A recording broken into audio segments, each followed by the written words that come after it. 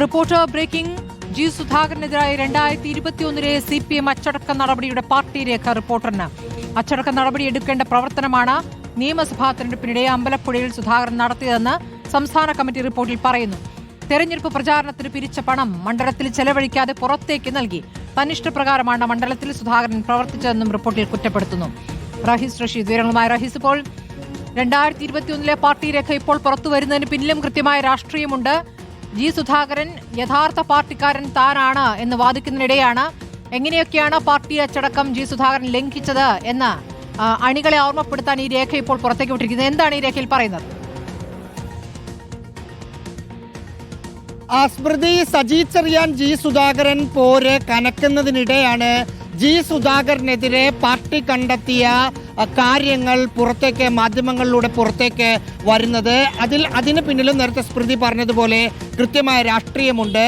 ഈ രേഖയിൽ പ്രധാനമായി പറയുന്ന കാര്യം ജി സുധാകരന് ശേഷം അമ്പലപ്പുഴയിൽ LDF സ്ഥാനാർത്ഥിയായി മത്സരിച്ച എച്ച് സലാമിന്റെ വിജയത്തിന് വേണ്ടി ഒരു പ്രവർത്തനവും ആ മണ്ഡലത്തിന്റെ ചുമതലയുണ്ടായിരുന്ന അന്ന് സംസ്ഥാന കമ്മിറ്റി അംഗമായിരുന്ന ജി സുധാകരന്റെ ഭാഗത്ത് നിന്ന് ഉണ്ടായിട്ടില്ല എന്നതാണ് രേഖ പറയുന്നത്. പാർട്ടിയുടെ കേന്ദ്ര കമ്മിറ്റി അംഗമായ എളമരം കരീമും ഒപ്പം അന്നത്തെ സംസ്ഥാന സെക്രട്ടേറിയറ്റ് അംഗമായ KJ തോമസും ഒരു കമ്മീഷനായി ഇതേക്കുറിച്ച് പഠിച്ചിരുന്നു. ആ റിപ്പോർട്ടിൽ ഗുരുതരമായ കണ്ടെത്തലുകളുണ്ട്. പാർട്ടി സ്ഥാനാർത്ഥിക്ക് എതിരായി വന്ന പ്രചരണങ്ങളെ തടുക്കാൻ, അതായത് SDPIയുടെ പ്രവർത്തകനാണ്, SDPI അനുഭാവിയാണ് എച്ച് സലാം എന്ന പ്രചരണം വന്നപ്പോൾ ശ്രീകൃഷ്ണ ക്ഷേത്രം സ്ഥിതി ചെയ്യുന്ന സ്ഥലത്ത് SDPI സ്ഥാനാർത്ഥി വിജയിക്കാൻ പോകുന്നു എന്ന പ്രചരണം വന്നപ്പോൾ അതിനെതിരെ ഒരു വാക്കുപോലും പറയാൻ ജി സുധാകരന് കഴിഞ്ഞില്ല. അദ്ദേഹം അവിടുത്തെ സിറ്റിംഗ് MLA ആയിരുന്നു. ആ സമയത്ത് CPIMന്റെ സംസ്ഥാന കമ്മിറ്റി അംഗമായിരുന്നു. ഒരു പ്രവർത്തനവും നടത്തിയില്ല. മണ്ഡലത്തിന്റെ ചുമതല അദ്ദേഹത്തിന് കൊടുത്തു.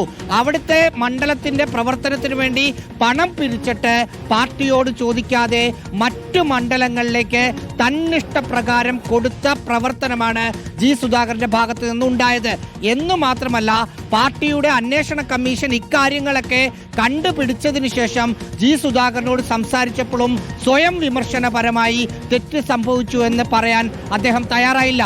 ഒരു തവണ ജി സുധാകരന്റെ മൊഴി നേരിട്ട് അന്വേഷണ കമ്മീഷൻ എടുത്തു. 2 തവണ ജി സുധാകരൻ ഒരു കുറിപ്പും നൽകി എന്നാണ് ആ രേഖയിൽ പറയുന്നത്. ഏറ്റവും അവസാനം പറയുന്ന സംസ്ഥാന കമ്മിറ്റിയുടെ കണ്ടെത്തൽ, ഈ കമ്മീഷൻ റിപ്പോർട്ട് അനുസരിച്ച് സംസ്ഥാന കമ്മിറ്റി എത്തിയ കണ്ടെത്തൽ, ഏറ്റവും വലിയ അച്ചടക്ക നടപടി എടുക്കേണ്ട പ്രവർത്തനമാണ് ജി സുധാകരന്റെ ഭാഗത്ത് നിന്നുണ്ടായത്.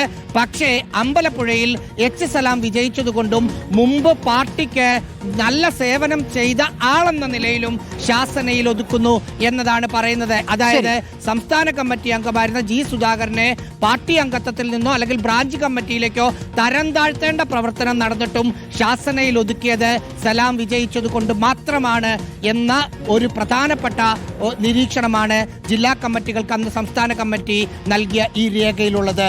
സ്മൃതി, റഹീസ് റഷീദാണ് വിവരങ്ങൾ നൽകിയത്. ജി സുധാകരനെതിരായ 2021 CPMന്റെ അച്ചടക്ക നടപടിയുടെ പാർട്ടി രേഖയാണ് ഇപ്പോൾ പുറത്തേക്ക് വിട്ടിരിക്കുന്നത്. അച്ചടക്ക നടപടിയെടുക്കേണ്ട പ്രവർത്തനം നിയമസഭാ തെരഞ്ഞെടുപ്പിനെതിരെ അമ്പലപ്പുഴയിൽ സുധാകരൻ നടത്തിയെന്നാണ് സംസ്ഥാന കമ്മിറ്റിയുടെ റിപ്പോർട്ടിൽ പറയുന്നത്.